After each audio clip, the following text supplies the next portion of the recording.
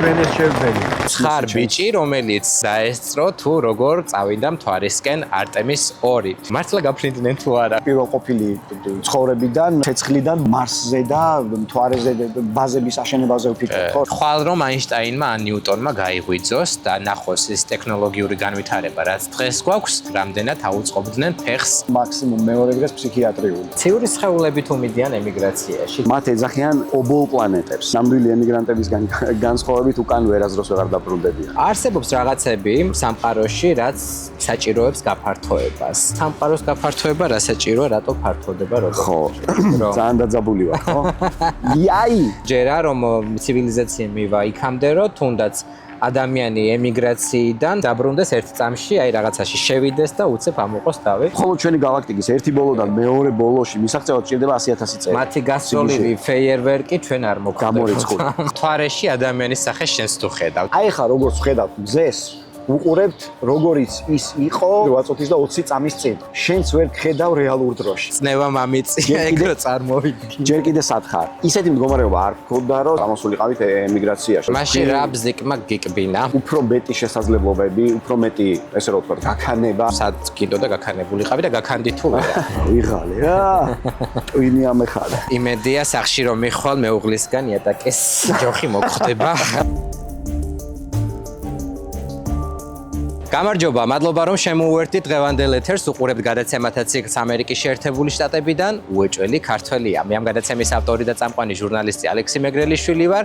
პროექტის კადრებზე კი ზრუნავს ოპერატორი ნიკა ბერძენიშვილი. მანამ სანამ დღევანდელ ინტერვიუს დავიწყებთ, არ დაგავიწყეთ რომ გამოყვეთ სოციალურ ქსელებში. მოგძებნეთ YouTube-ზე, სადაც შეგიძლიათ რომ ნახოთ ამ გადაცემის სრული ვერსიები და არ დაგავიწყეთ რომ გამოგვიწეროთ და გააქტიუროთ ზარისხილაკი. რაც შეეხება დღევანდელ გადაცემას. რა თქმა უნდა, სტუმრად მყავს უეჭველი ქართველი. ეს გადაცემა ხო სწორედ იმას ემსახურება, რომ კვირაში ერთხელ გაგაცნოთ საზღვარგარეთ მცხოვრები ქართველები და შესაბამისად დღეს პატივი გვაქვს უმასპინძლოთ ვახო ჯაფარიძეს, კიდევ ერთ ქართველს, რომელიც ცხოვრობს ნიუ-იორკში. გამარჯობა ვახო, მადლობა იმისთვის, რომ გვითმობ დროს და იღებ ამ გადაცემაში მონაწილეობას. მადლობა თქვენ მოწვევისთვის. როგორ ხარ? არამიშავს. შენობით ვისაუბროთ, ხო? ჩვენ ერთმანეთს პირველად ხვდებით. არ არის პრობლემა. მოდი გაეცანი მაყურებელს, ვინ ხარ? მე ვარ ვახო ჯაფარიძე, მორიგი ემიგრანტი ამერიკაში. ბოლო ძალიან ბევრი წელია დაინტერესებული ვარ ასტრონომიით. შეიძლება ითქვას, რომ შეპყრობილიც ვარ, რასაც რეალურად დაეთმობა ალბათ დღევანდელი თქვენი ეთერი. ბევრს ვისაუბრებთ დღეს მეგობრებო ასტროფიზიკაზე, კოსმოსზე და რეალურ თუ ირეალურ საკითხებზე მოკლედ. მაგრამ სანამ ამ თემებზე გადავალთ, გითხარი, გაგვეცანი, სადაური ქართველი ხარ, საიდან ხარ და რამდენი ხანია, რაც ამერიკის შეერთებულ შტატებში ცხოვრობ. რა თქმა უნდა, ეხა ამერიკა კარგია, მაგრამ თუ არის შრომე, აქ ყოველი ჩაგდებული დღე ძალიან დიდი უკან გადადგმული ნაბიჯია. შესაბამისად, შრომა, მაგრამ მაინც ვახერხებ, რომ ვაკეთო ის საქმე, რაც მიყვარს. ამერიკაში ჩამოსვლამდე ცხოვრობდი თბილისში. როდის ჩამოხვედი? უკვე 8 წელზე მეტი იქნება. და ჯერჯერობით არ ყოფილხარ საქართველოში შესაძლებელია. საერთოდ ზოგადად ამერიკაზე სანამ წამოვიდოდი, არც არასდროს მიფიქრია. აქ წამოსვლაზე, იმიტომ რომ არც green card-ი არ შემსია არასდროს. აი ესე უცებ გადავწყვიტეთ, რომ აგვეღო ვიზა, მე და ჩემი მეუღლე. შევედით საელჩოში და ვიზა მოგცეს. ისეთი მდგომარეობა არ გქონდა, რომ სიტყვაზე აუცილებლობა ყოფილიყო, რომ წამოსულიყავით ემიგრაციაში, მაგრამ ნუ როგორც უკვე მაშინ რა ბზიკმა გიკბინა, როგორც ამბობენ. როგორც უკვე თქვი, აი ეს უფრო მეტი შესაძლებლობები, უფრო მეტი, ესე რომ ვთქვათ, გაქანება, რა თქმა უნდა, არის დღესდღეობით ამერიკაში, ვიდრე ჩვენს ქვეყანაში სამწუხაროდ. მოდი უფრო მეტი გითხარი, რომ ეს არ იყოს აზერბაიჯანული ფრაზა, რასაც ძალიან ბევრი ემიგრანტი ამბობს, აი საქართველოს და რა უყურებს მაყურებელი და გისმენს, აი რა შეიძლება გულისხმობს ეს ბიჭიო. განუმარტე რას გულისხმობ, უფრო მეტ შესაძლებლობებში, აი შენი შესაძლებლობების ფარგლებში რა არ გიყო საქართველოში და ეს აი გაქანებაში რა სად კიდო და გაქანებულიყავი და გაქანდი თუ არა. ხო, მოკლედ პირველ რიგში უნდა ვთქვა, რომ იცი როგორ არის? აქ მთავარია შრომა არ გეზარებოდეს და პლუს თუ ოდნავ მაინც რაღაცის ნიჭი გაქვს, ყველგან შეგიძლია შენი თავი იპოვო. აი სულ ხუმრობ ხოლმე ამაზე, აი ესე ძალიან მარტივად ერთი ფრაზით რომ შევაფასო რა შესაძლებლობებია თქვა ამერიკაში საქართველოსთან შედარებით არის ის რომ სულ რომ პროფესიონალი კლოუნი იყოს ადამიანი შეუძლია ძალიან კარგად იცხოვროს. საქართველოში ძალიან ბევრი სფეროა სამწუხაროდ შეზღუდული. პირველ რიგში მეცნიერებიდან დაწყებული, იმიტომ რომ ვიცი, მაქვს ეს ინფორმაცია, რომ ასტროფიზიკის დოქტორებს აქვთ 2000 ლარზე ნაკლები თვიური შემოსავალი საქართველოს კვალობაზე და ასე შემდეგ.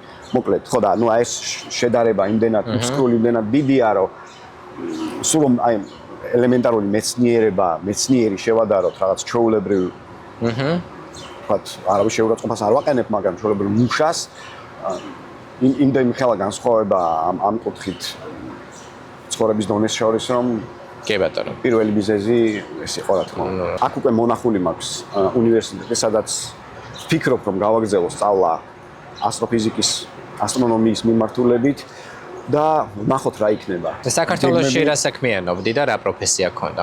საქართველოში პროფესიების მთელი სპექტრი იყო.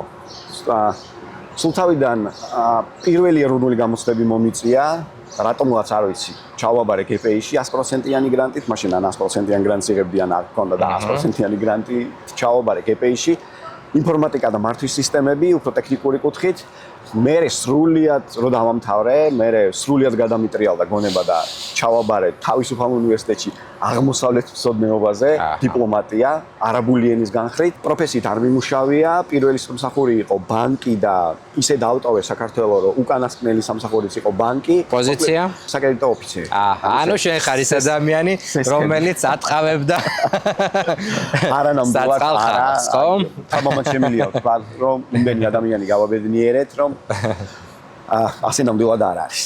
ხობრობ, არ მინდა რომ ამ პროფესიის დისკრედიტაცია მოხდეს, თუმცა ბევრი ადამიანი არის გაბრაზებული თქვენი პროფესიის წარმომადგენლებზე და ამიტომ გამოვიქეთ იმეც ამერიკაში, რა თქმა უნდა მეცხოვრე. კი ბატონო. და შემდეგ უკვე ესე ვთქვათ, შეპყრობილი გახდი უკვე ასტროფიზიკით. კი. მათ შორის ხარ ბიჭი, რომელიც წავიდა ფლორიდაში და დაესწრო თუ როგორ წავიდა მთვარისკენ არტემის 2. მხოლოდ სასწაული უნდა მოხდეს, რომ რაკეტა აღარ გაფრინდეს. 3 2 1 Oh, there it is.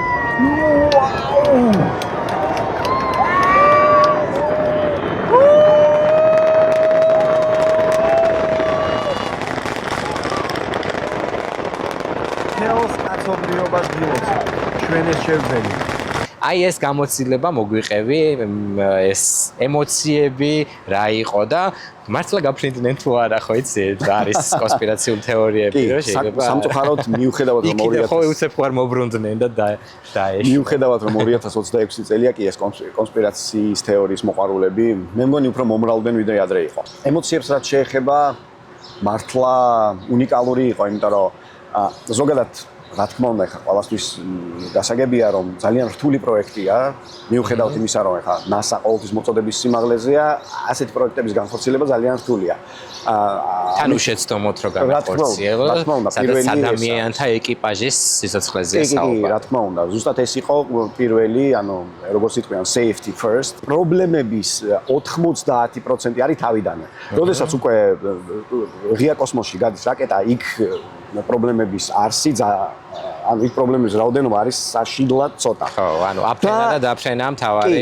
გამოწვევა. კი, აი როგორც თქვი, დაახლოებით 90% და ის 10% არის უკან დაბრუნება, იმიტომ რომ როდესაც ატმოსფეროში შემოდის კაფსულა, რომელიც უკან ბრუნდება, გიჟური სიჩქარით, დაახლოებით 40000 კმ/სთ სიჩქარით შემოდის ატმოსფეროში, მისი ზედაპირი ცხელდება დაახლოებით 2500 გრადუსამდე და ნუ რა თქმა უნდა უსაფრთხოების ზომები მაქსიმალურად უნდა იყოს დაცული. მაგრამ რა თქმა უნდა, ყველაფერი მშვიდობიანად დასრულდა, ასტრონავტები დაბრუნდნენ დედამიწაზე და უნიკალური, რა თქმა უნდა, უნიკალური ინფორმაცია ჩამოიტანეს დააბრუნეს უკან. რა გავიგეთ? თავარი ინფორმაცია. ხო, რა გავიგეთ? ესეც ის არის. არ არის ესეთი მარტივი, იმიტომ რომ ნებისმიერი ასეთი ინფორმაციის დამუშავება წლები ჭირდება. ისე რომ ვთქვათ, რამდენიმე კვირაში ან თვეში რომ გავიგოთ, რომ აი რაღაცა ისეთი აღმოვაჩინეთ თუ არა, ესე არ ხდება. ეს ხო უდიდეს ბიუჯეტთან არის დაკავშირებული. რა იყო მთავარი ამოცანა, რისთვისაც ამ თანხების გადაყრა ღირდა? ზოგადად კოსმონავტებს ძალიან ხშირად აკრიტიკებენ ადამიანები, ხო, რომ აი მოეშვით ცას და ასე შემდეგ და აქ ვერ მოგიგვარებიათ პრობლემები და რაც ძიობ და ასე შემდეგ. აგვიხსენი, აი თუნდაც ამ მისიის მთავარი ასე ვთქვათ პასუხგაუცემელი კითხვა, რომელიც პასუხგაცემული უნდა იყოს. რა იყო მთავარი მიზანი? კი. როგორც თვითონ NASA-ს პრომოკლიპივით გააკეთა დაახლოებით 1 წუთიანი და სადაც ერთ-ერთი ასტრონავტი ამბობს, რომ ეს მისია არის პოლიგონი და საბოლოო დანიშნულება არის მარსი. ეს არის რომ ავითვისოთ მთვარე მაქსიმალურად, იქ გავხსნათ ბაზები და რეალურად მარსისკენ გასაფრენი პოლიგონი შევქმნათ იქ. აჰა. და ამის მთავარი მიზეზი რა არის, რომ მთვარეზე გრავიტაცია დაახლოებით 6-ჯერ ნაკლებია, შესაბამისად ნებისმიერი რესურსი 6-ჯერ უფრო, ასე ვთქვათ, იაფად შეგვიძლია გავაკეთოთ მთვარიდან ვიდრე დედამიწიდან. იმიტომ რომ გჭირდება უფრო მეტი ძალა, რომ დაძლიოს დედამიწის გრავიტაცია. წარმოიდგინე, ნებისმიერი სხეული, რომელსაც სურს რომ დაძლიოს დედამიწის გრავიტაცია, ჭირდება მინიმალური სიჩქარე 11 კილომეტრი წამში. ეს რაკეტა არტემისი SLS-ი, რაც ქვია კონკრეტულად მთლიანად რაკეტა, იყო 2.5 მილიონი კილოგრამი. წარმოიდგინე, შენ რა ძალა, რა ენერგია, რა რესურსი გჭირდება, რომ 2.5 მილიონი კილოგრამის ობიექტს მიანიჭოთ 11 კილომეტრი წამში. შესაბამისად, რა თქმა უნდა, უდიდესი ბიუჯეტი, უდიდესი თანხები იხარჯება ამისთვის, მაგრამ რა თქმა უნდა, ეს არ იყო ერთადერთი მიზეზი, რის გამოც ეს მთელი პროექტი ხორციელდება. იყო ასევე დაკვირვება მთვარის იმ, ასე ვთქვათ, ბნელ მხარეზე, რომელიც რეალურად საერთოდ არ არის ბნელი. იქ მოძიება ისეთი საჭირო ნივთიერების, როგორიც არის ჰელიუმ-3, ჰელიუმ-3 საკმაოდ ისეთი მოკლედ მარტივად შეგვიძლია საწვავისთვის გამოვიყენოთ. რაც იქვე დაგხვდება, ანუ საწვავის წაღება ისევ არ მოგვიწევს დედამიწიდან.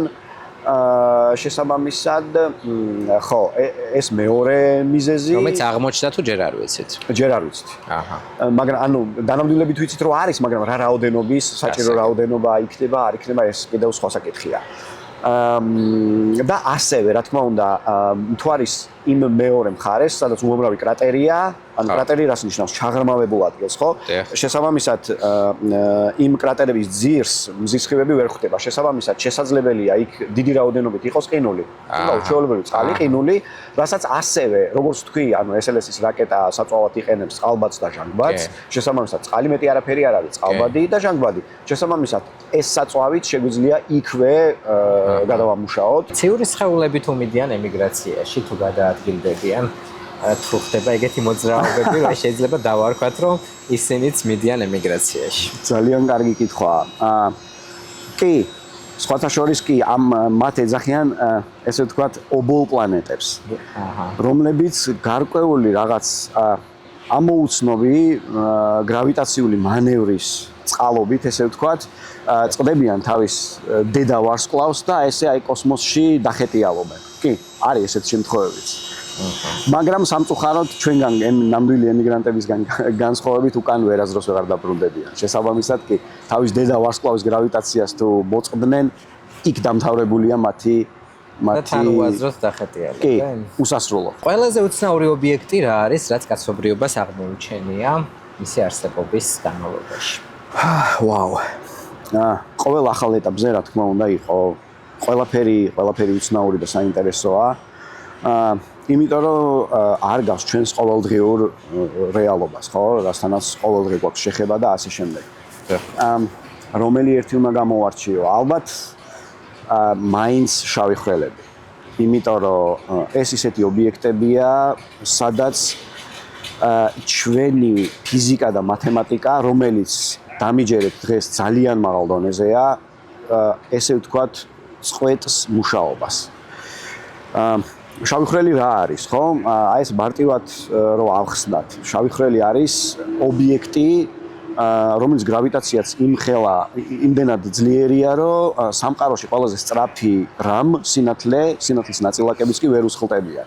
ანუ რეალურად შავი ხვრელი ცოტა აქ სემანტიკური პრობლემაა სახელთ, ანუ შავი ხვრელი არ არის. მე უფრო ბნელს დავარქმევ, იმიტომ რომ შეიძლება ის სულ სხვა ფერია, მაგრამ გამომდინარე იქიდან რომ არ ირეკლავს საერთოდ სინათლეს, ამიტომ არის ბნელი, შავი. არსებობს რაღაცები სამყაროში, რაც საჭიროებს გაფართოებას. ფართოვდება ყოველდღიურად სამყარო. აი, სამყაროს გაფართოება რა საჭიროა, რატო ფართოვდება როგორ? ხო, ესეც ერთ-ერთი ფუნდამენტური საკითხია, რომელიც სხვათა შორის მე-20 საუკუნემდე არ ვიცოდით. თვით ალბერტ აინშტაინსაც კი არ სჯეროდა, რომ სამყარო შეიძლება ფართოვდებოდეს ან იკუმშებოდეს. მე-20 საუკუნის 30-იან წლებამდე მთელი სამეცნიერო საზოგადოება ჩვეულებრივ ფიქრობდა, რომ სამყარო არის სტატიკური და ყოველთვის იყო ისეთი, როგორიც არის. მაგრამ აი პრობლემა რა და ზოგადად მეცნიერების ძალა რაშია. როდესაც აინშტაინმა თავისი ეს ფარდობითობის თეორია, გენიალური ფარდობითობის თეორია დაწერა, თავისივე ფორმულებიდან, თავისივე განტოლებებიდან გამომდინარეობდა, რომ სამყარო სტატიკური ვერ უნდა ყოფილიყო. იმიტომ რომ თვითონ ფორმულები, ეს განტოლებები კარნახობდა მას, რომ სამყარო რომ ყოფილიყო სტატიკური, მაშინ გრავიტაცია გადააჭარბებდა ყველა სხვა ძალას. რა თქმა უნდა ძალიან დიდი დრო დაჭირდებოდა, მაგრამ ყველაფერი, გალაქტიკები, პლანეტები, ნისლეულები, ყველაფერი ერთმანეთს მიიზიდავდა და საბოლოოდ ისევ აღმოჩნდებოდა მთელი სამყარო ერთ წერტილში. შესაბამისად, მას დაჭირდა, რომ ხელოვნურად თავის ძალიან ცნობილ განტოლებაში ჩაემატებინა ეგრეთ წოდებული კოსმოლოგიური კონსტანტა, რის ხარჯზეც, ესე ვთქვათ, სამყაროს ის ინარჩუნებდა სტატიკურად. ხო, ნუ ეს რაც შეეხება კონკრეტულად ამ მიმართულებას, მაგრამ რა თქმა უნდა, მეცნიერებამ აინშტაინზეც გაიმარჯვა და სხვათა შორის კათოლიკე მღვდელი იყო, რომელიც დღემდე ითვლება დიდი აფეთქების თეორიის მამად, რომელმაც აინშტაინსაც კი აჯობა ამ მიმართულებით. ისევ და ისევ აინშტაინის ამ ფარდობითობის თეორიის ფორმულებიდან გამომდინარეობდა, რომ ძალიან დაძაბული ვარ, ხო? იაი! რა დაგძაბა და იქ. ხო, ანუ აი ეს თემაზე რომ აი ისე excited ვარ, რომ ანუ პირი ასწრებს ტვინს და ვეღარ ვასწრებ ფიქს. მოკლედ, ხო?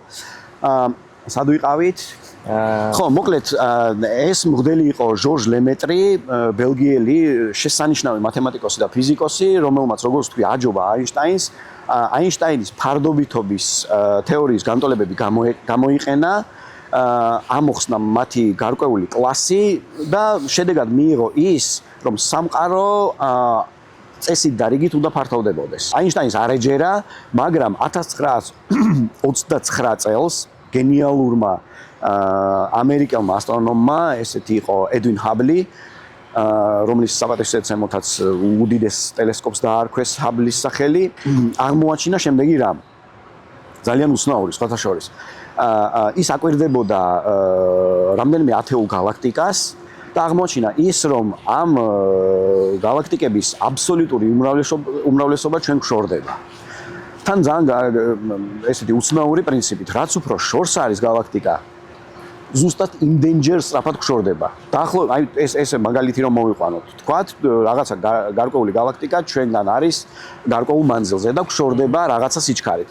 სამჯერ უფრო შორს რომელი გალაქტიკაც არის, ზუსტად სამჯერ უფრო სწრაფად გშორდება. და ასე შემდეგ. შესაბამისად, ამ ყველაფერზე დაყრდნობით დღეს უკვე რამდენიმე ათეული კი არა, მილიონობით გალაქტიკაა გამოკლეული და მათი არ ვიცი, აბსოლუტური უმრავლესობა 95%-ზე მეტი შორდება. რაც ნიშნავს ავტომატურად, რომ სამყარო ფართოვდება. და ეს უიმედობას ხომ არ ნიშნავს, რომ ჩვენ მათ ვერასდროს დავეწევით, რაც არ უნდა განვითარდეთ ტექნოლოგიურად, იმიტომ რომ გშორდებიან და ჩვენ სამ სისწრაფეს ვერ ავკრებთ, რომ მათამდე მივიღოთ. კი ბატონო, ესეც ძალიან კარგი კითხვაა სხვათა შორის და ამას ქვია კოსმოლოგიური ჰორიზონტი. როგორც თქვი, რაც უფრო შორსაა გალაქტიკა, ან ნებისმიერი ციური სხეული მით უფრო სწრაფად შორდება. შესაბამისად, არის გარკვეული ზღვარი, დღესდღეობით ეს არის 46 მილიარდი სინათლის წლის მოშორებით. შესაბამისად, ნებისმიერი გალაქტიკა თუ ობიექტი, რომელიც ამ ჰორიზონტთან ზღვარზეა, ან უკვე შორს არის, გშორდება სინათლეზე სწრაფი სიჩქარით. შესაბამისად, მათთან ყველანაირი მიზეზშედეგობრივი კავშირი გაწყვეტილია. არ არსებობს არანაირი საშუალება, რომ ისინი მათთან ოდესმე კავშირი დავამყაროთ. შესაბამისად, ეს დედამიწას ვემთხვიოთ, მე მგონი და მოვუაროთ ჩვენს უამაზეს და უიშვიათეს პლანეტას, სადაც მიუხედავად იმისა, რომ როგორც გითხარი, მილიარდობით სინათლის წლით იქით ვიხედებით და ვზომავთ და ვაკვირდებით და მონაცემებს ვაგროვებთ, მაინც ვრჩებით ერთადერთ მოაზროვნე ცოცხალ არსებებად, რომელიც ვიცით. შესაბამისად კი ნამდვილად მოსაფრთხილებელია ყველაფერი. სამყარომ ყველაზე ლამაზი რა შექმნა? ნებისმიერი კუთხე სამყაროსი ლამაზია, მაგრამ ალბათ არა, ნამდვილად ეს არის ნისლეულები. იგივე ნებულები, რომელიც რჩება ნისლეული. ესე ქვია, იგივე ნებულა ლათინურად, აგიხსნი, ეს არის ნაშთი კვალი იმისა, როცა დიდი ვარსკვლავები ფეთქდება. დიდი ვარსკვლავების აფეთქების შემდეგ დატოვებული კვალი, ეს მატერია, რომელიც გაიტყორცნება კოსმოსში, ქმნის ულამაზეს ნისლეულებს. აი მაგალითად არ ვიცი, თუ არ გინახავს, შეგიძლია დაგუგლო ესე ქვია კატის თვალის ნებულა, ულამაზესია, ცხენის თავის ნებულა, ეს ძალიან უყვართ ესეთი უცნაური სახელები. ნებულა. რამდენიმე 1000 სინათლის წლის მოშორებით არის, მაგრამ დღევანდელი ტექნოლოგია ისევ და ისევ მეცნიერება რა თქმა უნდა გვაძლევს იმის საშუალებას, რომ ჩვეულებრივად კამერით, რა თქმა უნდა, გჭირდება უღრუბლო ცა, ადამიანური გამოცდილება. ყველაზე ახლო ვარსკვლავი? ეს არის პროქსიმა, ანუ რთული სისტემაა, 3 ვარსკვლავისგან შემდგარი სისტემაა, პროქსიმა კენტავრი, ესე ვთქვათ, რომელიც გიჟური მანძილით, ვეძახით უახლოეს, მაგრამ გიჟური მანძილით არის ჩვენგან დაშორებული დაახლოებით 4.3 სინათლის წელით. ანუ სინათლემ, რომელიც წამში ფარავს 300,000 კილომეტრს, 4 წელიწადზე მეტი უნდა იაროს, რომ იქამდე მიაღწიოს. ანუ რაც კი ადამიანს შეუქმნია, ესე ვთქვათ, ზონდი ყველაზე სწრაფი, ეს იყო NASA-ს პარკერი, რომელიც მზისკენ გაუშვეს. ამ ზონდითაც, რომელსაც არ ვიცი, 100,000 კმ/სთ სიჩქარე შეუძლია განავითაროს, 70,000 წელი დაგჭირდება, რომ იქამდე მივაღწიოთ. უახლოეს ვარსკვლავამდე. აი ამ ხელა მასშტაბში ძალიან სასაცილოები ვართ თუ არა და ძალიან უმწეოდ გამოვიყურებით თუ არა ამ დაუნდობელ სივრცეში. კი, მე საერთოდ ხო, ესე ვიტყოდი. თავარი, აი ჩემთვის არის ალბათ უფრო აი სასაცილო, აი თუნდაც ხა ვინმე შეჩხუბება და ან პოლიტიკური რაღაცის რო არის ხოლმე, ეგრევე მერთვება ეს, რომ აი რაღაცა ჩემი გონება ირთვება, რომ ესე კოსმოსიდან უყურებს დედამიწას და ეცინება. აი შენ თავარი ემოცია რა გეუფლება ხო? აი რაღაცას ესე ვიტყვი, რაღაცას რო დასცინო, ის უნდა არსებობდეს. შესაბამისად, კოსმოსურ მასშტაბებზე ჩვენ იმდენად პატარები ვართ, რომ შეგვიძლია ჩვენი არსებობა საერთოდ უგულებელყოს. შესაბამისად, კი, ნამდვილად სამყაროს მასშტაბებზე იმდენად პატარები ვართ, რომ აი 1-2 სიტყვით რო გითხრათ, წარმოიდგინე, ჩვენი მზის სისტემა, ჩვენი მზე არის ერთ-ერთი ვარსკვლავი რამდენიმე ასეული მილიარდი ვარსკვლავიდან, რომელიც მხოლოდ ჩვენს გალაქტიკაშია. წარმოიდგინე, ჩვენი გალაქტიკა იმის ნახტომი იტევს, არ ვიცი, 200-დან 300 მილიარდამდე ვარსკვლავს. ანუ 200-დან 300 მილიარდამდე მზეს. წნევა თავი ამეხარ და წნევა მამიწია, ეგრო წარმოვიდგინე. ჯერ კიდე სათხარ. ასეთი გალაქტიკა, როგორც ჩვენია, და შეიძლება უფრო დიდებიც. სამყაროში არის 2 ტრილიონი. წარმოიდგინე, არა 2,000, არა 2 მილიონი, არა 2 მილიარდი, არამედ 2 ტრილიონი გალაქტიკა, რომელიც იტევს 100,000 მილიარდ ვარსკვლავს. აი ამ ყველაფრის ფონზე არ ვიცი, ჩვენ მტრის ნაწილაკი კი არა, ну აი როგორც თქვი, საერთოდ არ ვარსებობთ, შეიძლება ჩავთვალოთ. სრული სიგიჟეა. მაგრამ მოდი განმარტე სიტყვა ჭეშმარიტება, როგორ გესმის შენ სიტყვა ჭეშმარიტება გამგვიმარტე. ან რეალობა. $1,000,000-იანი კითხვა, ხო? ეს არის ის, რასაც ადამიანი, როგორც კი აზროვნების საშუალება მიეცა, იქიდან მოყოლებული დღემდე ფიქრობს. ალბათ მე ესე ვიტყოდი, ჭეშმარიტება არის ის რეალობა, ის სამყაროს მოცემულობა, რომელიც ჩვენს გარეშე, ანუ ნებისმიერი დამკვირვებლის გარეშე ობიექტურად არსებობს. ხო? შეგვიძლია ასეც ვთქვათ, ანუ ჭეშმარიტება არის გრავიტაციასავით. შეიძლება შეგიძლია გაქვს უფლება რომ არ გჯეროდეს ამისი, მაგრამ როგორც კი ფანჯარას გააღებ და გადახტები, მიხვდები რომ ის არსებობს და ის ჭეშმარიტება ეს არის. კი ბატონო, აქვე უცხოპლანეტელების გაცვეთილი თემაც გაცვეთილი, მაგრამ შეიძლება სამომავლო თემაც მოვლიოთ და შენ პირადად როგორ გჯერა უცხოპლანეტელების არსებობის, თუ არსებობენ, ან რა სახით და ისინიც შეიძლება რომ ადამიანები იყვნენ უბრალოდ უცხო პლანეტაზე, თუ სხვა არსებები უცხო პლანეტაზე. ხო. ძალიან ისეთი თემაა. რეალურად ასე ვიტყვი, როგორც წეგან აღნიშნე, ამდენი ვარსკვლავი, ამდენი პლანეტა, ამდენი გალაქტიკა, უამრავი ვარსკვლავი, სადაც პლანეტები ისეთ დაშორებაზე არიან საკუთარი მზისგან, ვარსკვლავისგან, როგორც დედამიწა. ქიმიური ელემენტები ყველგან მთელ სამყაროში ერთი და იგივეა.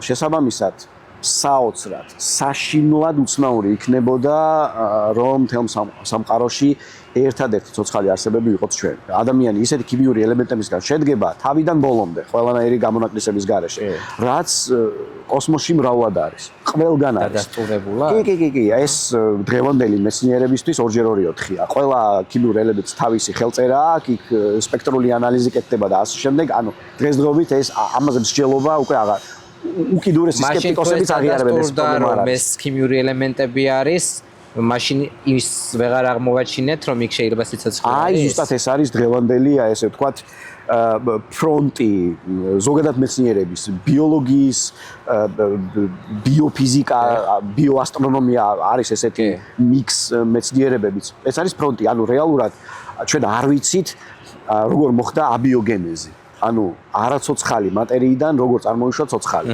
ეს ევოლუცია ყველაფერი გასაგებია, მაგრამ აი კონკრეტულად ის მომენტი არაცოცხალისგან აბიოგენეზით როგორ წარმოიშვა ცოცხალი, ეს არის დღემდე ამოცანა. რაც შეეხება უცხო პლანეტელებს, ისევ და ისევ რომ დაუბრუნდეთ. ან ამხელა დაშორება რატო არის მაშინ საჭირო, ხო? ანუ 1000 გალაქტიკის იქით რატომ უნდა იყოს სიცოცხლე, როცა ერთი გალაქტიკის იქითაც არ შეგვიშლიდნენ ხელს. რა თქმა უნდა, კი ბატონო, მხოლოდ ჩვენ გალაქტიკაშიც იმხელა მანძილებია, რომ თუ საოცრად არ განვითარდით, როგორც თქვი, სინათლე, რომელიც წამში გადის 300,000 კილომეტრს. ჩვენ მხოლოდ ჩვენი გალაქტიკის ერთი ბოლოდან მეორე ბოლოში მისაღწევად ჭირდება 100,000 წელი. მათი გასწოლილი ფეიერვერკი ჩვენ არ მოგვხდება. გამორიცხული. ხო, აი ზუსტად ეს არის ერთ-ერთი მიზეზიც, რატო ვთქვათ არ ყავს ესე ვთქვათ აღმოჩენილი უცხო პლანეტელები, ესე ვთქვათ. კიდე ერთი რაღაცის თქმა მინდა, იყო ესეთი გენიალური მეცნიერი, სხვადასხვა ბრუკლინში, ბენსონჰერსტში ცხოვრობდა კარლ სეიგანი, ერთ-ერთი უდიდესი მეცნიერი, უდიდესი პოპულარიზატორი მეცნიერების. და ის ამბობდა, რომ რატომ ვეძებთ ნახშირბადზე, ნახშირბადი არის ყველაზე მთავარი ელემენტი ადამიანის ორგანიზმში. შესაბამისად, ნახშირბადზე დაყრდნობით რატო ვეძებთ სხვა სიცოცხლესაც. ესე ხუმრობით ნახშირბადულ შოვინიზმს ეძახდა ამას და იმიტომ რომ რეალურად გულისხმობდა რომ იქნებ სხვა არსებები შეიქმნა. სულ სხვა ქიმიური ელემენტების შერწყმით და ძალიან მარტივად შეგვიძლია აი სიტყვაზე თუნდაც ჩვენ სიახლოვეს, ესე რომ ვთქვათ, წყალი არის ჩვენთვის ყველაზე მთავარი ინგრედიენტი, ხო, ესე ვთქვათ, სიცოცხლის. შესაბამისად, რატო წყალი? წყალი არის კარგი გამხსნელი. შესაბამისად, ყველანაირი ქიმიური რეაქცია ტვიდიდან დაწყებული ბოლომდე ხსნარებში მიმდინარეობს, ხო? შესაბამისად, აი მაგალითად რო ავიღოთ სატურნის ერთ-ერთი თანამგზავრი ტიტანი, სადაც უკიდურესად დაბალი ტემპერატურაა -190 დაახლოებით ამ ფარგლებში, მაგრამ იქ არის მეთანის ტბები. ეს რას ნიშნავს? აი რა როლსაც ასრულებს წყალი დედამიწაზე, აბსოლუტურად იგივე დატვირთვა შეუძლია შეასრულოს მეთანმა იქ. კი ბატონო, ის არის ძალიან კარგი გამხსნელი. შესაბამისად, არ არის აუცილებელი ის, რომ ვთქვათ, იქ -190 გრადუსია და გამორიცხულია იქ სიცოცხლეს ვერ ვიპოვით. არა. სხვათა შორის NASA-ს ერთ-ერთი პრიორიტეტია, მე მგონი, რამდენიმე წელში აპირებენ იქაც ზონდის გაშვებას. იციან სადაც არის უფრო ყინულით არის დაფარული იქ და ასე შემდეგ და მოკლედ ამ ზონდის მეშვეობით აპირებენ რომ აიღონ იქიდან მონაცემები და შემდგომ აი ეს რაც ვახსენე ტიტანი სატურნის თანამგზავრი ძალიან არსებობს ძალიან დიდი ალბათობა ანუ რის თქმა მინდა არ იქნება გასაკვირი რომ ну ეხა იქ რაღაც თევზებს და იმას თუ ვერ აღმოვაჩენთ რომ ელემენტარული ვირუსები ბაქტერიების დონეზე რაღაცა ცოცხალი ორგანიზმი ვიპოვოთ. იმიტომ როგორც თქვი რა როლსაც წყალი ასრულებს დედამიწაზე, მარტივად იგივე როლი შეუძლია მეთანს შეასრულოს ცივ გარემოში. პარანორმალური მოვლენები ფიზიკით თუ აიხსნება, აი მეცნიერებით თუ აიხსნება, რასთან გვაქვს ხოლმე საქმე? თუ ფიზიკამ დაამტკიცა და ახსნა, ის პარანორმალური მოვლენა ვეღარ იქნება. ეს ერთი. მეორე, არ ვიცი, რა შევადარო, აი მარტივად რო ვთქვათ, სიტყვაზე რაღაცა ხბას სიტყვაზე, ну რაღაცა შეიძლება, არ ვიცი, რაღაც მუსიკა დაბალხმაზე, ან რაღაცა, მოკლედ რაღაც ობიექტი ბგერის ტალღას გამოსცემს. არის რაღაცა სიხშირეები, ну ბგერის სიხშირე, ჰერცი, გარკვეული სიხშირეები, რომელიც სიტყვაზე ადამიანს არ ესმის, ანუ ადამიანის ყურისთვის აღუქმელია, მაგრამ შეიძლება რეზონანსში მოვიდეს ადამიანის თვალის ბადურასთან ძალიან ჩვეულებრივად და ამ რეზონანსმა გამოიწვიოს თვალის მცირე ვიბრაციები. ამ დროს შეიძლება რაღაც ღამეა და უცებ მოგელანდოს რომ რაღაცამ ჩაებინა. მაგრამ ეს ანუ ყველაფერი მაინც დადის იქამდე რომ ახსნადია. იყო პერიოდები, როდესაც ელვად ჭექაქუხილი ეგონათ პარანორმალური მოვლენა, მაგრამ დღეს ჩვეულებრივი ელექტროობაა და შეგიძლია ვოლტაჟით გაზომვა რა პრობლემა. სხვათა შორის აი ადრე ჩვენს ძალიან ძველ წინაპრებს ეგონათ მაგალითად რომ დედამიწა იყო ბრტყელი, ხომ? როგორ ფიქრობ, აი გარკვეული დროის შემდეგ, არ ვიცი რამდენი წლის შემდეგ, თუ საუკუნეების, თუ უფრო მეტი ხნის შემდეგ, რა იქნება ისეთი ამოხსნილი, პასუხგაუცემელი კითხვა, რომ უკვე პასუხგაცემული, რაზეც ჩვენ ის მომავალი თაობა დაგვრჩინებს, რომ აი რა არწმე რა ქონდა, ანუ რაების ჯეროდა, აი როგორ ჩვენ ახლა იმ წინაპრებს არ დავცინით, მაგრამ ნუ გვესაყვარლება მათი, ასე ვთქვათ, იდეა, რომ დედამიწა იყო ბრტყელი, ხო? აი რას აღმოაჩენენ ძალიან ბევრი წლის შემდეგ, რაზეც ჩვენზე ძალიან გაეცინებათ. როგორც ჩვენ დღეს დავცინით სიტყვაზე შტატებში ურმებით რომ გადაადგილდებოდნენ რამდენიმე ათეული კაცი ერთად და ჭირდებოდა თვეები, როცა დღეს შეგიძლია ჩვეულებრივ სამგზავრო თვითმფრინავით ნიუ-იორკიდან კალიფორნიაში 5 საათში ჩაფრინდე. პირველ რიგში ალბათ ისევ და ისევ სივრცეში გადაადგილება. ვფიქრობ, განვითარების ნახტომები, რაც უფრო წინ მივდივართ, უფრო მცირეა. ანუ დიდ აღმოჩენებს შორის მანძილი მცირდება. ადრე ძალიან დიდი პერიოდი გჭირდებოდა რომ რაღაც დიდი აღმოჩენა გავგეკეთებინა. ეხლა რაც უფრო წინ მივდივართ, მით უფრო სწრაფად ვაკეთებთ უფრო და უფრო დიდ აღმოჩენებს. ხო, შესაბამისად, ну პირველი ალბათ ეს იქნება სივრცეში გადაადგილება. კიდევ ანუ აი მაგალითად გჯერა რომ ცივილიზაცია მივა იქამდე რომ თუნდაც ადამიანი ემიგრაციიდან საქართველოში, ქართველი ამერიკიდან საქართველოში დაბრუნდეს ერთ წამში, აი რაღაცაში შევიდეს და უცებ ამოყოს თავი. კი, იმიტომ რომ ფურცელზე მათემატიკით და თეორიით არაფერს არ ეწინა აღმდეგება. ბიოლოგიური არსებები ვართ. აქ ლაპარაკია უფრო სივრცეზე და არა ბიოლოგიაზე, ანუ სივრცის ისეთ გამრუდებაზე, რომ შევძლოთ ასე გადაადგილება სივრცეში. ადამიანი როგორც ბიოლოგიური არსებობაა, ხო, ანუ თუ სწორად გავიგე, ალბათ უფრო ტელეპორტაციისკენ თუ მიყავს საუბარი. სულიად რეალურ მაშინ გადაადგილება. არა, ანუ თუ ტელეპორტაციას გამოურიცხავთ, მაშინ ესე არ ხდება. ანუ სადღაც უნდა შეხვიდე, რომ მეორეგან გამოხვიდე და ხა ესე ერთ წამში ესე არ მოხდება. გულისხმობ აი სრულიად ინჟინერების მიერ აშენებულ ფიზიკოსების და ინჟინერების მიერ შექმნილ რაღაცა მანქანას, რომელიც მანქანას კი, მანქანას არა ავტომობილს. ხო, ну რა თქმა უნდა, სადაც შევდივარ. რაღაც ხომალდს. ხო, ხომალდს და ერთ წუთში თბილისის საერთაშორისო აეროპორტში. ანუ იცი როგორ არის? ტექნიკურად პრობლემა არ იქნება, დარწმუნებული ვარ. შეიძლება წამზე უფრო ნაკლებ დროშიც მოხერხდეს ეს, მაგრამ დანიშნულების ადგილზე ხომ ცოცხლები უნდა დავრჩეს. შესაბამისად, ასეთი ტიპის აჩქარებას ადამიანის სხეული ვერ გაუძლებს. მთვარიდან თუ დაეშვნენ ეს ჩვენი მეგობრები, ხო რა თქმა უნდა, ნუ 1000 კილომეტრი სიჩქარით, რა ჩვენ ხო, ანუ ასეთი სიჩქარეც არ იქნება საკმარისი სიტყვაზე თქვა რომ ავიღოთ ამერიკიდან თქვა საქართველომდე მიაღწიო, თუნდაც ასეთი სიჩქარით არ იქნება საკმარისი თქვა ერთ წამს თუ გულისხმობ.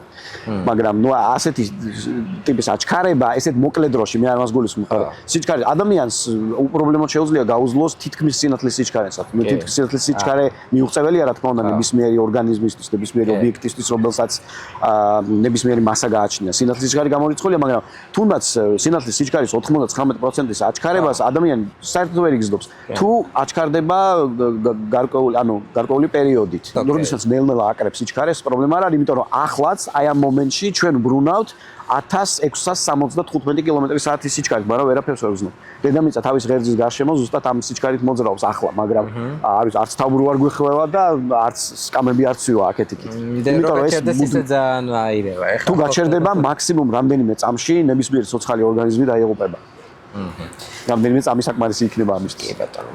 ვილოცოთ რომ იბრუნოს. კოსმოსში ხმა თუ ისმის, აი რო გავფრინდე და ვიყვი რომ ეს ღია სივრცეში პირდაპირ კარგება სადმე. წარმოიდგინე, პირდაპირ გეტყვი, ხო? წარმოიდგინე, სულ რომ ჩვენ მზეზე გაცილებით დიდი ვარსკვლავის აფეთქებას შეესწრო, იქვე იყო. ხო.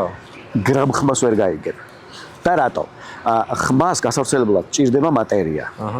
ჰაერი, წყალი, ნებისმიერი მყარი მატერია. ამის გარეშე ბგერა ვერ ვრცელდება. ნებისმიერი ხმა არის ტალღა, რომელსაც, ნუ აი როგორ ვთქვათ, როგორც მატარებელს ჭირდება ლიანდაგი, ასეთი რაღაც ჭირდება, ანუ მატერია.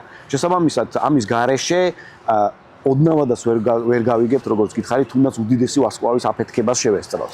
ანუ მე და შე რომ თვარეზე დავსწრეთ და საუბარი გადავწყვიტოთ, გამორიცხულია.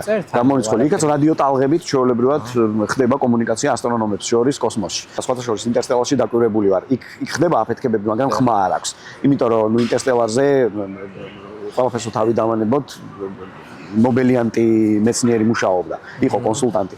საკმაოდ რეალისტური ფილმი. ძალიან რეალისტური, ყველაზე რეალისტური დოკუმენტურთან ძალიან ახლოს შემიძლია ვთქვა. დროის კუთვითაც, იმიტომ რომ ისინი რომ ბრუნდებიან დროინდენად ეს არის, რომ შვილები მათზე დიდები არის. ეს ჩვეულებრივი გრავიტაცია აინშტაინის ფარდობითობის თეორია, რომელიც ყველაზე ხშირად, ყველაზე ბეტაჯერ დამტკიცებული, ყველაზე სხვადასხვა კუთხით დამტკიცებული თეორიაა, რასაც წყალი არ გავა. დახვიდოდი ისე ეგეც კი, უკან მოუხედავად. ექსპედიციაში რომ დაბრუნდე მაგალითად სწორედ იმ საუკუნეებში, სადაც ჩვენ დაგვცინებ, რომ გაიბიგდეროდა. უკან მოუხედავად, კი, რა თქმა უნდა, ჩემი ერთ-ერთი ოცნებაა ეს, კი, რომ შემეძლოს ერთი წამითაც არ დავფიქრდებოდი. თუნდაც ეს იყოს one way ticket-ი, უკან დაბრუნების გარეშე, კი.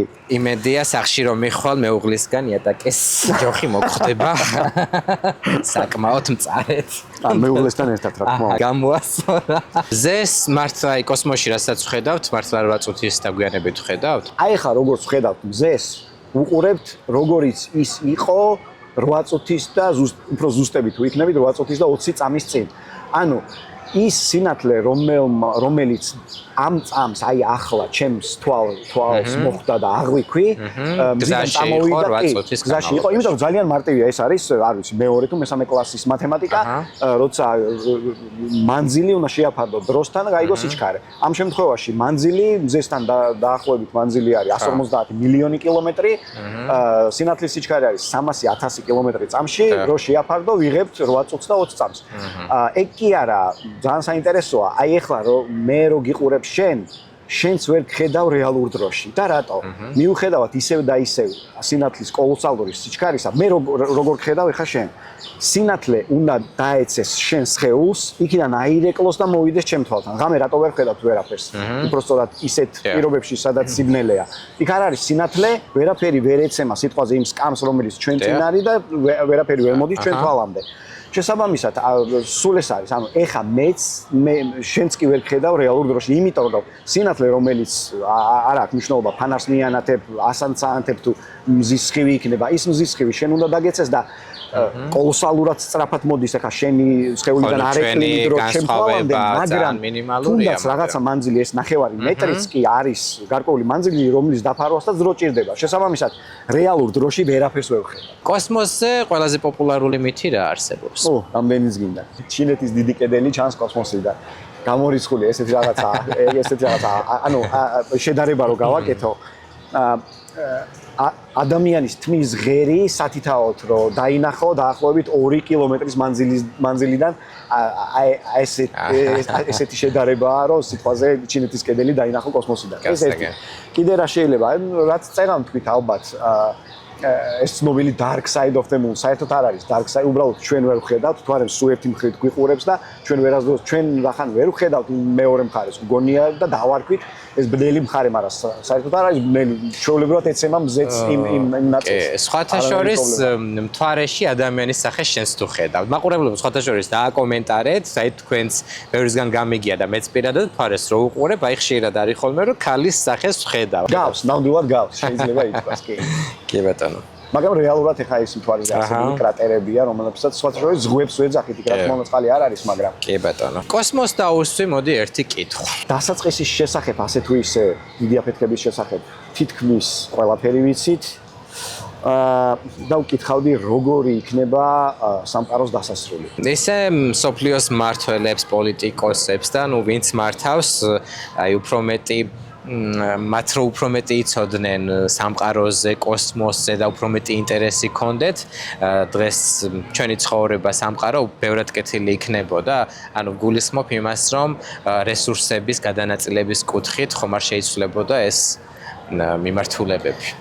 კი, რა თქმა უნდა, იმიტომ რომ ქვეყანას არ აქვს მნიშვნელობა ზოგადად პოლიტიკოსები, როგორც წესი მეცნიერების კუთხით, ესე უხეშად რო ვთქვათ, ძალიან გაუნათლებლები არიან. მე იმას არ გულისხმობ, რომ რაღაც სიტყვაზე იქ რაღაც აინშტაინის ტენზორის განტოლება უნდა იცოდეს პოლიტიკოსმა და ასე შემდეგ, მაგრამ პოლიტიკოსი ვინ არის, ხო? ანუ ქვეყნის რესურსების განაწილება ევალება, ხო? NASA-ს რო კონდეს ამერიკის თავდაცვის ბიუჯეტის თუნდაც ნახევარი, ეს დღესდღეობით არ ვიცი, მარსი კი არა, მზის სისტემის გარეთ შეგვეძლებოდა დიდი ალბათობით რაღაცა სამუშაოების ჩატარება.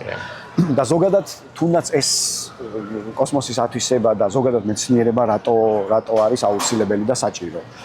ხო, ანუ ხშირად გვხდება ესეთი გამონათქვამებიც, რაზეც ძირითადად ისევ და ისევ პოლიტიკოსები აპელირებენ, რომ აი ამდენი მშიერი ბავშვია, NASA-ს ბიუჯეტი შეუმციროთ მეცნიერებაში, თუნდაც ჩვენ ქვეყანაში მეცნიერებაში რატო უნდა ჩავდოთ ამდენი ფული? რეალურად მეცნიერება არის კაცობრიობის მომავალი. ეს ერთ პრაქტიკას რაც შეეხება. ყველაფერს თავი რომ დავანებოთ, წარმოვიდგეთ World Wide Web-ი რაც არის, დღეს რასაც ინტერნეტს ვეძახით. ეს შეიქმნა შვეიცარიაში, CERN-ში. აი ესე უბრალოდ მეცნიერებს ერთმანეთს შორის მიღებული მონაცემების გაცვლა რომ დასჭირდათ. აი ესე ჟარგონულად რო ვთქვათ, აი ეს ბიჭებმა რაღაცა შექმნეს რა. და საბოლოოდ აღმოჩნდა ინტერნეტი, რომელსაც პროფიტი აქვს, არ ვიცი, მილიარდებზე არა, უკვე ტრილიონებზეა ლაპარაკი. და როგორ შეიძლება დააყვედრო მეცნიერებას 10 მილიარდის ჩადება ამ CERN-ის შექმნაში, როდესაც უკან პროფიტს გაძლევს ტრილიონობით დოლარს. ყველაფერს თავი დაამბობ, მარტო ინტერნეტი ავიღოთ. თან გასათვალისწინებელია. მეცნიერები ზოგადად, სამეცნიერო საზოგადოება არ აქვს ქვეყანას მნიშვნელობა, მუშაობენ ეგრეთ წოდებულ public domain-ში. ეს რას ნიშნავს? ნებისმიერი აღმოჩენა არ პატენტდება. გადაეცემა კაცობრიობას საჩუქრად. წარმოიდგინე, ინტერნეტი რო ვიღაცას დაეპატენტებინა, ილონ მასკი კი არა, ათასობით ილონ მასკს ჯიბეში ჩაისვამდა. მაგრამ არ ხდება, ანუ ეს მეცნიერული კვლევები, რაც არის, ისევ კაცობრიობას ხმარდება. მე სხვათა შორის ძალიან მიყვარს მეცნიერების სადღეგრძელო. ორი საყვარელი სადღეგრძელო მაქვს. კომპოზიტორების, მათ გარშ ჩვენი ცხოვრება ძალიან მოსაწყენი იქნებოდა, იმიტომ რომ მუსიკა ძალიან მნიშვნელოვანია და მეცნიერების, იმიტომ რომ, არ ვიცი, ვერ დაგირეკავდი თუნდაც ამ ინტერვიუზე რომ მოსულიყავ. თუ გაქვს საყვარელი სადღეგრძელო? არა, დაგეთანხმები, კი, მეცნიერების სადღეგრძელო, ანუ აღიარება იმის, რაც ყოველ ფეხის ნაბიჯზე ხდება, ხო? პირველი ადამიანი, რომელსაც აზროვნება შეძლო და მოიაზრა ის, რომ რაღაცა მკვდარი ცხოველის ძვალი გამოეყენებინა თუნდაც სხვა ადამიანების შესაშინებლად ან ცხოველების დასახოცად და საკვების საფრთხობელა რომ გაეკეთებინა თუნდაც რომ ჩიტებს ბურძენი არ ეჭამათ. ხო, ის იყო ჩვეულებრივი მეცნიერი, იმიტომ რომ იმ დროისთვის სერიოზული გარღვევა გააკეთა. იმის გამო რომ ამ საკითხებში ერკვევი კარგად გაქვს ხოლმე აი ყოველდღიური დილემები, რაღაცები, რასაც უყურებს სხვანაირად და გეტყვი, რასაც გულისხმობ, აი მაგალითად მე როგორც ჟურნალისტს, ჩემთვის როგორც ჟურნალისტისთვის ყველაფერი არის კადრი, აი ცხოვრებაში ესე რომ დავდივარ, არა გადასაღებ მოედანზე, ყოველდღიურ ცხოვრებაში, რასაც აღიქვამს ჩემი თვალები, არის კადრი და აი კადრი ესე აღვიქვამ რა.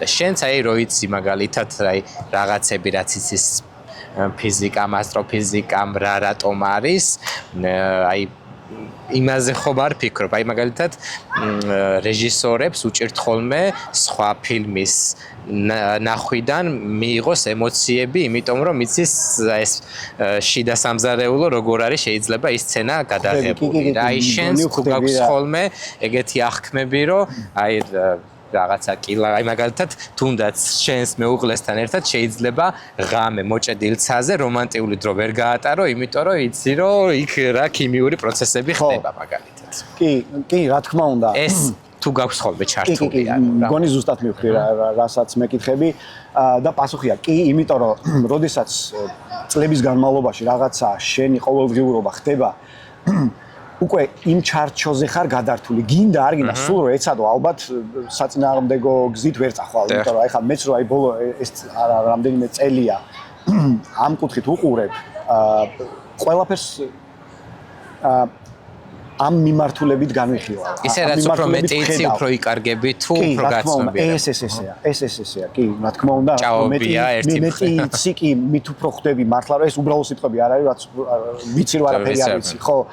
აი მართლა ეგრეა, იმიტომ რომ რაღაც საკითხს რო გგონია რომ აი რაღაცა წამოედე და რაღაცა გაიგე იქ იმდენად იშლება, მით უმეტეს ეს სფერო უსასრულოა. ხო და აი მაგაზე სულ იმას შვები ხოლმე რომ სიტყვაზე ცხოვრების იმ ეტაპზე ვარ ეხლა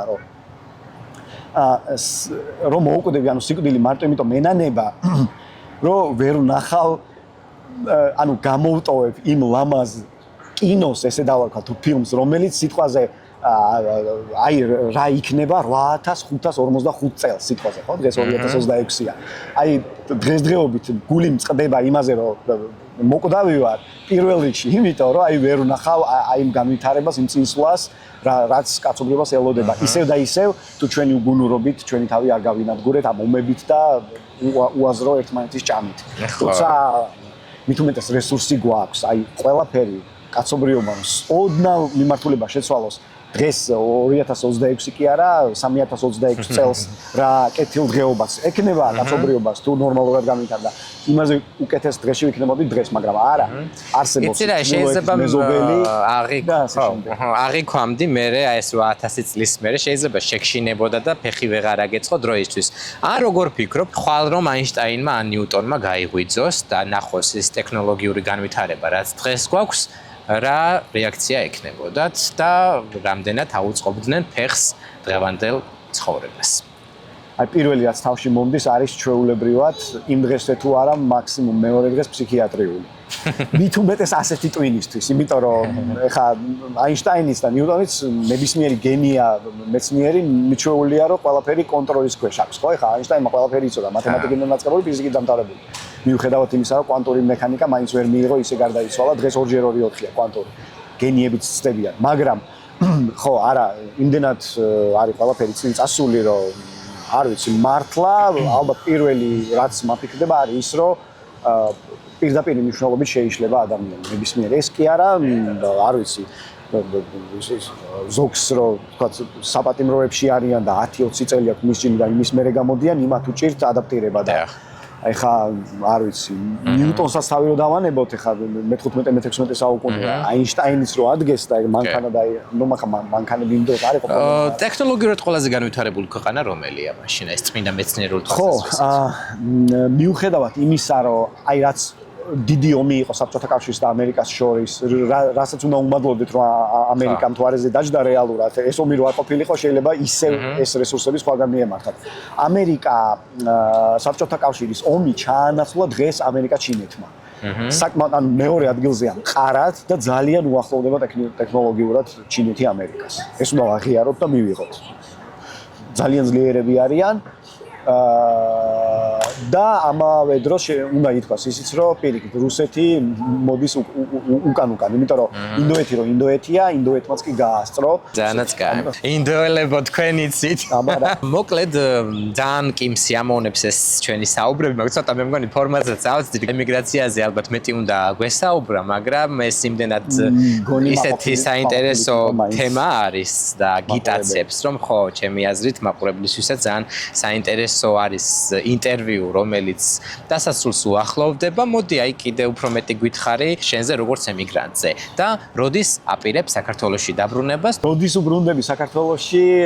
ნუ ესე რა თქმა უნდა კონკრეტული თარიღია ძნელია, მაგრამ როგორც კი საშუალება მომეცემა. ნუ შენს მომავალს ანუ იქ განიხილავ თუ ამერიკაში მაინც? ესე ამაში აი ცოდნას რომ მიიღებ აქ ასტროფიზიკაში, უნივერსიტეტში რო აპირებ ჩაბარებას, რას საქართველოს მოახმარა ამ ცოდნას თუ ამერიკას? რა თქმა უნდა მოვახმარ საქართველოს მიუხედავად იმისა ფიზიკურად სად ვიქნებ. ნებისმიერი საშუალებით ვინმეს დახმარება დაჭირდება თუ რაიმე სამეცნიერო სფეროს ჩამოყალიბების პირველი ნაბიჯები გადაიდგმება თუ რაც იქნება, სულ ორი კაცი იყოს, ერთ-ერთი მე ვიქნები. ჩვენი ინტერვიუ დასასრულს უახლოვდება. ნამდვილად ძალიან ნასიამოვნები დარჩი. და მთავარია რომ ჩვენი მაყურებელი იმედია დარჩა ნასიამოვნები. სხვათა შორის უთხარი მაყურებელს შენი კონტენტი, მე შენი მაყურებელი ვარ, იმიტომ რომ ძალიან ბევრ რაღაცას ვიგებ კოსმოსზე და უთხარი გამოიწერეთ მეგობრებო.